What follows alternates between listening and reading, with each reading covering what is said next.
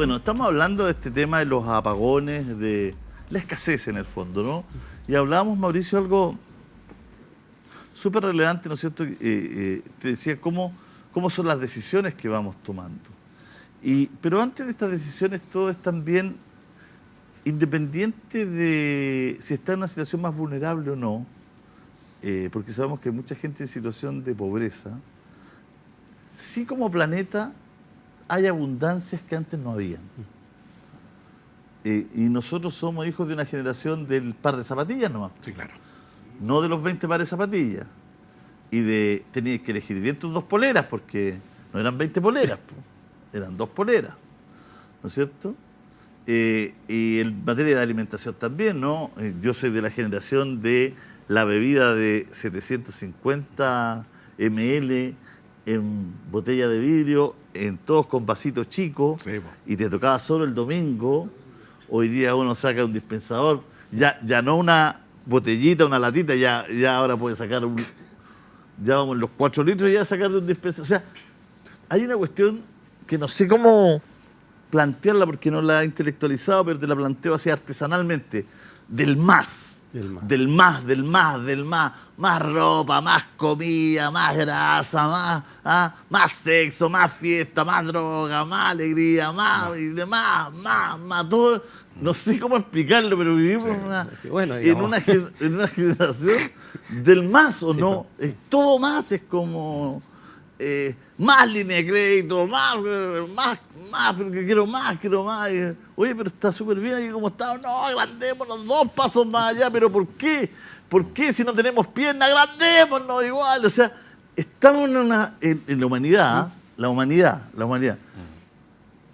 que nos hace quizás tan distinto también a las culturas más budistas, otras culturas. Pero estamos en este proceso que cuando nos topamos con lo que estamos planteando hoy día, escasez, decimos que yo no me imagino Chile apagado 2 semanas sin celular. ¿Te imaginas? O sea, sin internet 2 semanas, eso sería el desde, lo más tranquilo que podría pasar eso. Incluso los procesos de cobranza. Las cuentas corrientes. Se vendrían abajo. La plaza se llamaría Plaza Wi-Fi. Claro. No sería lineal y tal. La Plaza Wi-Fi. Saldría un celular ahí. Mira, es un tema interesante. Al igual que Sergio, no tengo verdad absoluta, son solo creencias, elucubraciones. Y como hacemos honor a nuestro seudónimo, psicólogos un poco locos, diremos algunas cosas un poco locas. En una oportunidad hablé de lo que yo denomino la dictadura de los números. Déjame hacer una pequeña introducción. Si hay algo extraordinario que hemos inventado los seres humanos son los números. Extraordinario. Porque no existe el 4, no existe el 8, no existe nada. Es un invento, pero es un invento y después por una posterior convención, ¿no? O sea, es que sin número estaríamos en la época de las cavernas todavía. O sea, sin número tú no puedes construir lo que se ha construido. Todo es número. Desde Internet, el Internet del 0 con el 1, es una fórmula matemática. Sí. O sea, los bancos, los códigos, todo funciona con números. La Not Mayo. Entonces, se transforma en la normalidad. Y uno de los problemas que yo veo, que tiene, relacionando un poco atrás, para ir juntando los temas, la ética y todo eso, tiene que ver con las sociedades que hemos construido, que lo he dicho varias veces, que a mí me parece que son interesantes, pero son extraordinariamente frágiles, y uno de los problemas que tienen es su extraordinaria fragilidad. Y esta dictadura de los números se refleja en cosas súper concretas desde mi punto de vista. Y te va a tocar un poco a ti en el mundo de la televisión abierta. La televisión abierta se maneja por los números, que tiene que ver con el famoso rating. Si no existiera el rating, los programas de televisión y la forma de hacer televisión sería totalmente distinta. El rating determina cuando un programa es bueno, es malo, así sea una basura. Si marcó rating, fue bueno. Punto.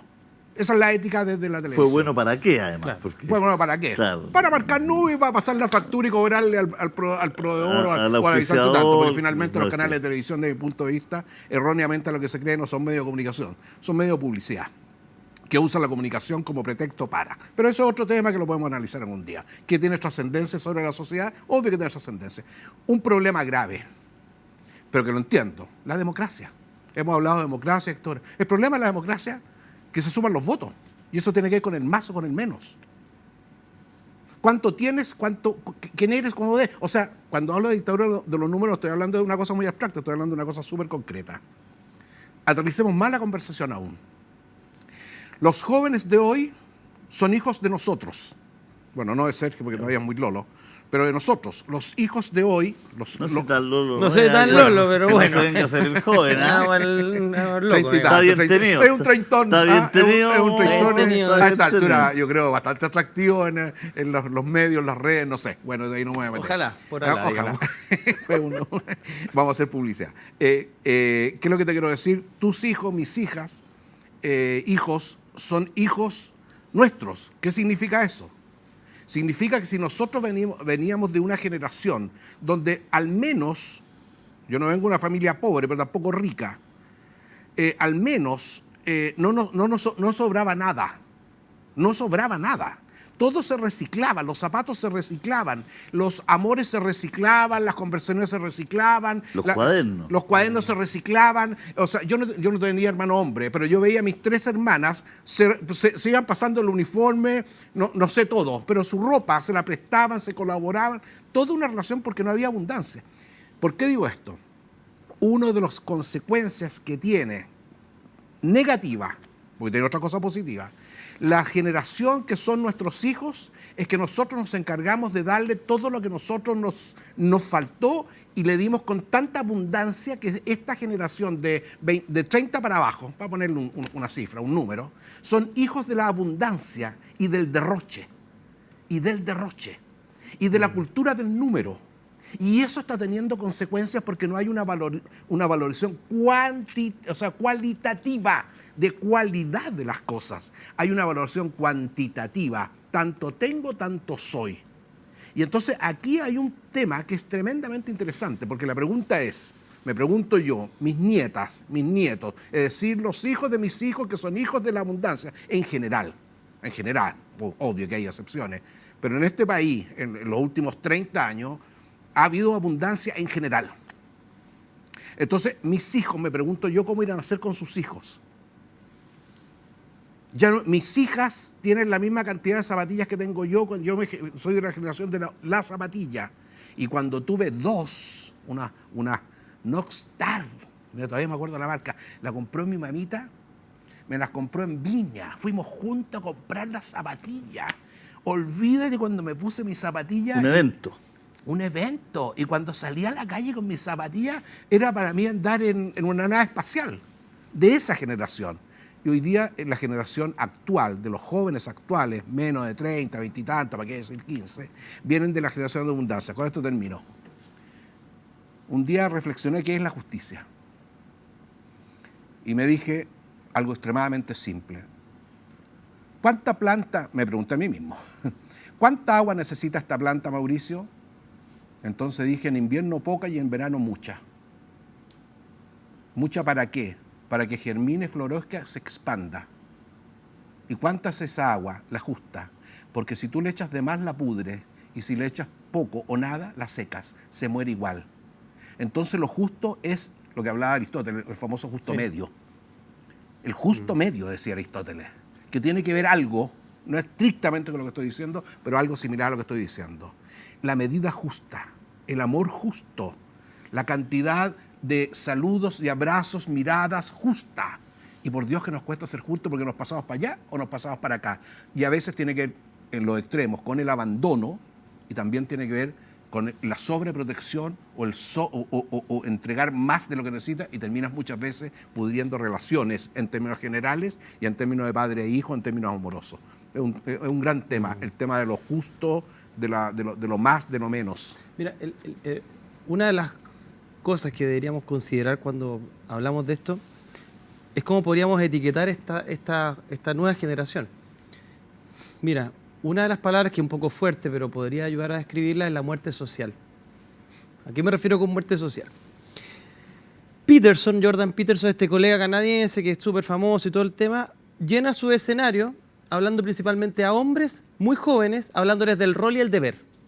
Rol y el deber. ¿De dónde tomó esa idea? De mucha gente. Jung, bla, bla. También de un tipo el del ratoncito, el Calhoun. Lo hemos hablado 500.000 veces.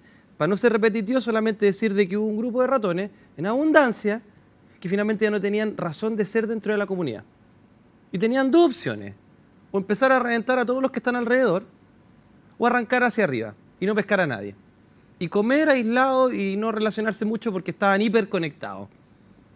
2014, auge de las redes sociales y de los celulares para todo el mundo, especialmente los jóvenes, disminuyen las tasas de embarazo adolescente, qué bien, y aumentan las tasas de depresión juvenil.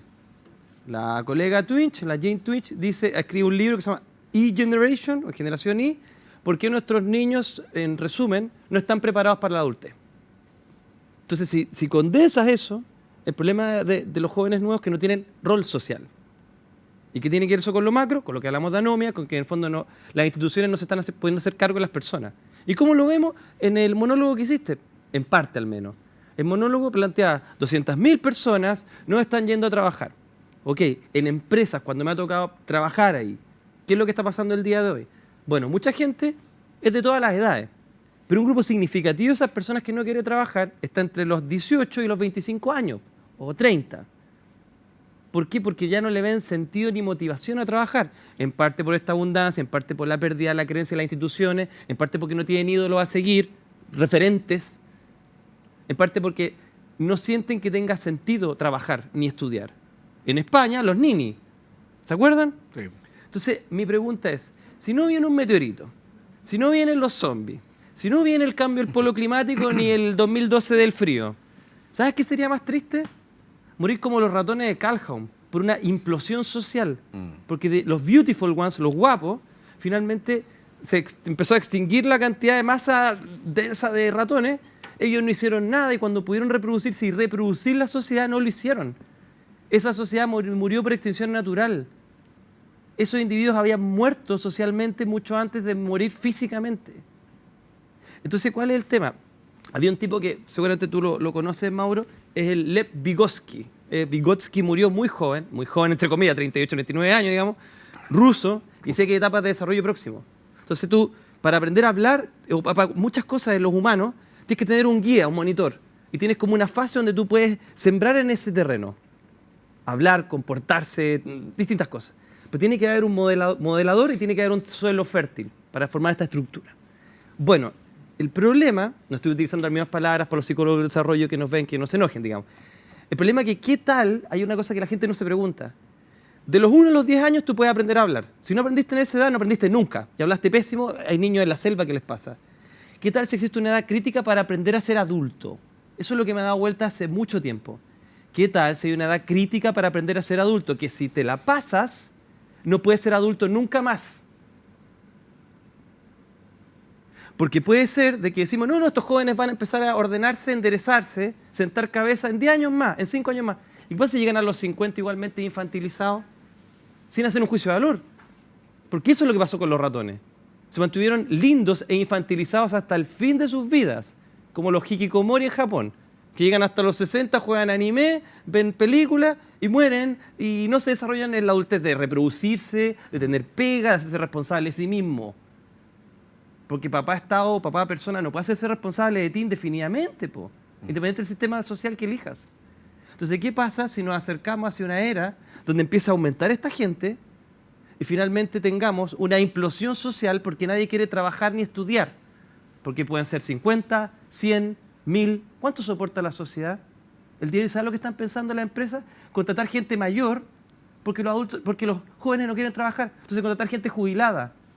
Porque ya no tiene que ir con las competencias. Eso es menos importante. Importante que tenga la responsabilidad de levantarse y ir al trabajo. Por 600, por 500, por 800, por 1.000.000, por lo que sea. No van igual. Entonces de esos temas no se hablan y ningún político está escuchando eso. El que agarre este sartén se le va a quemar la mano igual. Porque va a tener que hacerse cargo de una mentalidad diferente. Y eso siento que no lo están abordando porque no han visto datos, no han visto números, han visto lo que tú dices, nomás, el número de la economía. Pero eso no responde al fenómeno social. Mauricio. Se abrieron infinitos temas, todos muy relacionados. Estaba pensando varias cosas. Una, me estaba recordando de Ortega y Gasset, que lo recomiendo a la gente que le gusta filosofía. Tiene una ventaja Ortega y Gasset, español, de un lenguaje muy simple en relación a, no sé, lo hemos mencionado otras veces, a Hegel, alemán, traducción, o sea, es un lenguaje simple. se puede entender. Casi me atrevería a recomendarlo. Su frase como célebre por la que se le conoce, yo soy yo y mi circunstancia. Me he preguntado sobre esa frase y me hace sentido. ¿En qué sentido me hace sentido? En el sentido de que uno nace en una circunstancia, nace en una familia, nace en un medio, nace en un entorno, nace en una cultura, nace en un país geográfico, nace en un universo, nace en un lugar y en un tiempo.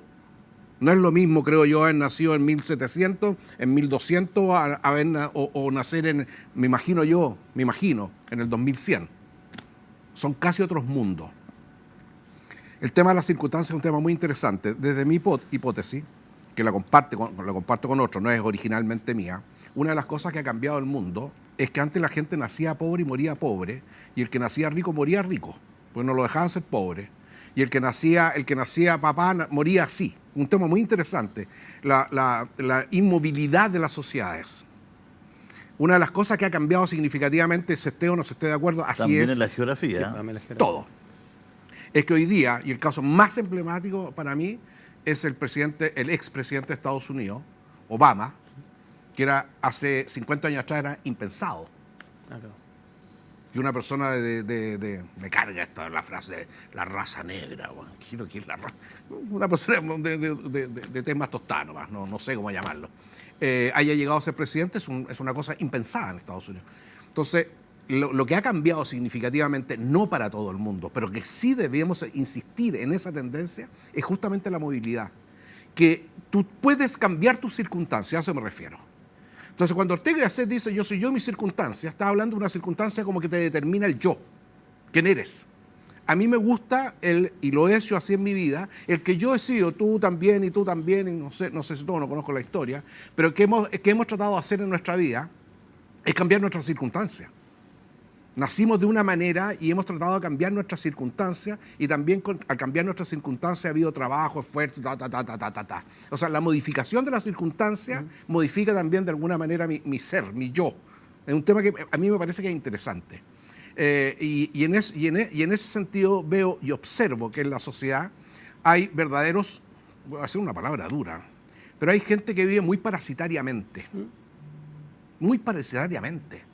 No se dan cuenta que el trabajar, el hacer cosas, y yo no estoy hablando de que tengas que hacer necesariamente ir a trabajar una empresa 42 horas, no estoy hablando de eso, es el hacer cosas, desde pintar murales, de ayudar a gente que lo necesita, tú puedes hacer muchas cosas, pero quedarte en la casa todo el día con un celular prendido, esperado en la esquina, pateando piedra, usando la frase de los prisioneros, a mí me parece que es una manera lastimosa de tratarse a sí mismo, además de las consecuencias sociales que puede tener. Y esto de estar esperando, que tiene que ir con los excesos, porque alguien los tendrá que alimentar. Son más de 500.000 jóvenes en este país que ni trabajan ni estudian. Entonces mi pregunta es, ¿quién les paga el celular, el confort? Voy a ser un poco vulgar, el confort, el celular y el champú y algo más. ¿Quién lo hace? ¿Nadie? De alguna parte sacarán la plata. Cada persona sacará sus propias conclusiones. Pero a mí no me parece, por la persona y para la sociedad, que estos seres que se transforman en verdaderos parásitos, esperando que el Estado les regale todo, o la abuela o el papá o alguien, sean seres humanos que se están denigrando a sí mismos. Hoy día que está, comillas, puesto en la mesa el tema de la dignidad, creo que también a veces se le falta la dignidad a las personas, pero a veces las personas no hacen cosas para dignificarse a sí mismos. Y creo que es sumamente importante poner ese tema de conversación. ¿Por qué esa personalidad? ¿Por qué esa...? Es que es lo que planteaba, hay un problema de generar autosuficiencia, también es una competencia que se tiene que desarrollar, igual que el hablar, igual que el ser empático y todo. Entonces, si yo no le enseño a la gente a ser autosuficiente, adulto en otro sentido, a hacerse responsable de sí mismo, insisto, no lo desarrolla como una competencia. Entonces yo lo estoy viendo casi como un tema médico. ¿Qué pasa si tenemos una cantidad de personas con un trastorno, que le vamos a llamar trastorno parasitario, pongámosle un nombre más bonito, trastorno de no adultez, de no responsabilizarse, y que tuvieras que abordar socialmente, ya no como un tema moral o ético, sino decir, ¿cómo ayudamos a estas personas que quizás no puedan reinsertarse en la sociedad? Bueno, ya hay respuestas, ¿sabes? Si los alemanes son Winter ya. Klaus Schwab, ese que le hablé de la cuarta revolución industrial, le dije, este gallo, me pensaba, me molestaba su ideología. Planteó dos cosas que, ahora si las pienso, tienen sentido, dándole toda esta vuelta. Una, planteó, un político acá en Chile, joven, bien famoso, también plantea eso, el sueldo universal, la renta básica universal. ¿Ya? Todos tenemos cosas buenas y malas de ello. Pero segundo tema, la inteligencia artificial y la robotización. Es decir, ¿qué tal si el rol que antes lo tenían los humanos lo van a empezar a tener las máquinas? Entonces, como los humanos no quieren tener rol, tengo unas máquinas que hacen todo, que llevan la leche, que llevan la benzina, que hacen la cuestión de la industria y que son tan inteligentes para poder llevar esta fábrica adelante, y los humanos pueden no hacer nada y pueden sostener sus vidas naturalmente. No es una solución que me guste, pero podría ser una solución que le hace sentido a estas ideas de por ejemplo, de Schwab. Tiene que ver con Sí. una cuestión también que no tengo muy intelectualizada, que también voy a ser muy artesanal como antes, con el ser servido. ¿Eh? Hay como generación que se acostumbró a ser servido. De a poco hemos ido perdiendo incluso las capacidades manuales. Yo veo a los jóvenes más torpes para hacer café. Mira una tontería que es para pelar un huevo. Oye, hazte una parte, uno no sabe. Es como, como que se ha perdido. La Que motricidad nosotros fina. también la fuimos perdiendo porque nuestros viejos sabían hacer un cerco. Sí. Sí, claro. Yo no te hago un cerco, pero ni a palo. No, tampoco. Pero sí te clavo tu cosa. Ya el de Algo. atrás mío no sabe clavar. No sabe lo que es un clavo. Que es peor. Pero te fijas o no, ya nuestros antecesores sabían hacer el cerco. Puta, ellos hacían la casa, digamos. ¿Ah? Claro. Y sabían cuánto de arena aportar. Ya. Después ya nosotros fuimos más pasteles, pero ya ayudábamos a clavar la cuestión, sabíamos cambiar una cuestión. Puta, yo hacía agarrar el cable rojo con el verde, corto la luz, lo pum, puta, y hago andar una ampolleta. Yo llegué al Ya- Lego nomás, yo Ya sé del Lego. el pacaya no sabe, y ya estamos llegando a uno que es el ser servido. O sea, la inoperancia para hacer el Total. café, pero ya hay una máquina que, puta, le ponía una cápsula y te tiró el café, digamos. Ya, entonces ya para qué porque yo le digo, oye, tengo este cafecito aquí, hay que ponerlo acá, pero tampoco es tan difícil. Se pone el cafecito, se echa la más artesanal, la francesa, la que pum, pum, Sí, sí. pum. Oye, una complicación para algunos, una cuestión como si fuera, bueno, no sé, una cuestión física nuclear. Pues. Oye, pero papá, ¿para qué te complicáis? Si hay otra que le metís la cápsula, apretáis el botón y sale. Esta cuestión hay que echarle, hay que achuntarle al hoyito aquí. Ya es que, o sea, también vivimos en una era, una época que, te digo, súper artesanal lo digo, No, perfecto. del ser servido, ¿no? O sea, socio, si el confort no está puesto ahí, el papel no sale, hay que agarrarle en algún momento, tirarle y ponerla, digamos, ¿no? Pues, o sea, hay una cosa Sí. Sí, pues, y bien eso- particular ahí. Un detallito nomás que, acuérdense, bueno, eso genera, puede que la gente se centre más en sí misma porque tiene más tiempo para mirarse. Antes no teníamos tiempo para mirarnos todo el día, como en internet. ¿Ustedes vieron Juego de Tronos? Game of Thrones, ¿cómo se pronuncia? sí, claro. ¿Se acuerdan de Jeffrey? El cabro que... Sí, sí. ¿Podía haber algo más insoportable que Jeffrey? Bueno, los chinos le llaman el síndrome del pequeño emperador. Cuando hay un niño único, cada vez hay menos niños en las casas, que tiene 4 padres y no sé cuántos abuelos, a ver, cálculo fácil, 8. Entonces, es un dictador de la casa. Es un niño, pero que quiere ser servido y que domina a los padres y que los padres ya no tienen límites para ponerle a él. Entonces se vuelve una persona insoportable, pero como una especie de reyesuelo de película ficticia, por el exceso, como tú planteas, Mauricio, transforma en una persona insoportable, sin empatía y sin capacidad de autosuficiencia. Entonces, claro, tiene todo un punto ahí. Puede decir una pesadez. Más que el pequeño emperador, yo diría el pequeño Nerón. Que por una cosa que todavía no puedo entender, ¿en qué consiste esto de andar quemando? Esto de andar quemando, ¿eh? No lo puedo entender en el siglo XXI. Pero bueno, dejémoslo ahí. Estaba pensando en el ideal, comillas, en el ideal de hombre, pues hablaba de hombre, de una sociedad muy, muy machista, de los griegos, era el ocio. El ocio. O sea, esto de trabajar era absolutamente para una élite intelectual, filósofo, era, no sé, me imagino que indigno. Entonces, ¿y por qué el ocio? Y Platón, Sócrates, todos predicaban, comillas, y practicaban el ocio como el arte de la mejor vida, porque les permitía, comillas, la observación. Hoy día, conversando con una persona X, que da lo mismo, me dice, Mauricio, no hay peor cosa que el ocio, porque te permite tener los pensamientos más malignos y más estúpidos que surgen desde la propia ociosidad. Síntesis, estaba pensando en los griegos, estoy pensando en este comentario de una persona X, y estaba pensando en lo que estaba diciendo Sergio, que los tiempos parecieran apuntar a que vamos a ser servidos por estos pequeños esclavos, no sé qué quieren hacer los robots, pequeños esclavos que vamos a tener para que nos atiendan y nos sirvan en una sociedad profunda. Me pregunto, y pensando en los famosos ratones, ¿qué irá a pasar con nosotros cuando no tengamos nada que hacer? El problema es que si hacemos el 360 el programa, o el 180 el programa mejor, y sin energía no vamos a tener que nos atiendan los robots, vamos a tener que volver a hacer el café. Bueno, Y el portón. un querido amigo mío me dice, chuta, tiene una polola que no vive en Santiago y dice, ella me va a ayudar porque yo no tengo ninguna capacidad de criar una gallina, de matar un animal si es que es necesario comer.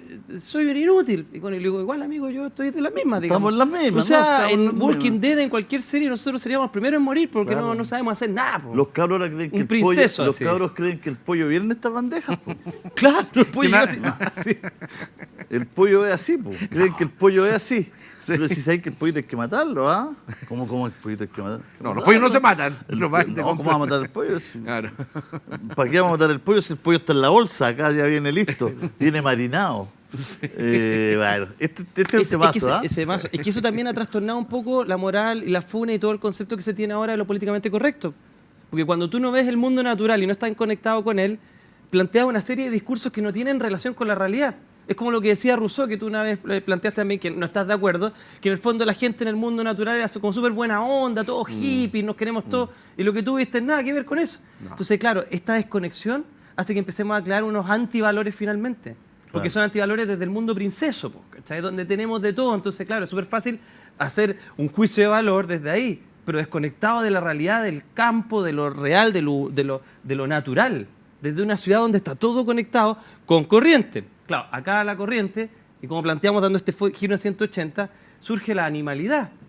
¿Estamos en condiciones de dirigir, contener y lidiar con esa animalidad? Tenemos que irnos, ¿ah? Tenemos que irnos. Mi abuelo era muy rústico y tenía muy buenas frases, ¿ah? Ya, una. Y siempre me decía que para él ya hace 30 años atrás cagó el mundo. O sea, él ya está muerto y todo, pero ya hace 30 años atrás o 35 me decía cagó el mundo. Ya. Y siempre tiraba frases por ahí y me decía, el mundo cagó cuando inventaron este maní pelado. Porque él seguramente tenía que cortar la weá, sacarle la cuestión. Entonces veía el maní pelado que venía en la bolsa. Estaban recién saliendo las bolsas hace 30 años del maní ya con sal. Tú comprabas la cuestión con maní y Claro, te lo listo. comías, po. Entonces me veía a mí que yo compraba porque eran paquetitos chiquititos, era caro el maní pelado, po. Un paquetito así con 30 manicitos, pero ya venía pelado y con sal, o sea, Claro, ¡pum! listo. Y mi abuelo decía, el mundo cagó. Claro. Eso cagó el mundo. El maní pelado, weón, no, cagó el mundo. Y tenía como esa fijación, Claro. que un poco lo que estamos hablando Sí, ahora, sí, po. un poco. Cuando viene todo hecho. Claro, Y no tienes él, nada por él hacer. venía de la generación del Claro. puta, conseguirse el maní, comprar el saco, tener que partirlo, sacarle la cáscara, después pelarlo adentro Claro. y después te lo comías. Hacer funciones, tener rol. Claro. Sí, po. Muy Puta, bueno. mi abuelo ve la cazuela congelada, ahora microondas y yo pensaba, un infarto, Bueno, pobre claro, viejo. lista, sí. ¿Ah? Bueno, chao chiquillos. Gracias. Bueno, seguimos adelante. ¿Ah? Nos queda el fútbol todavía. Vamos al próximo bloque.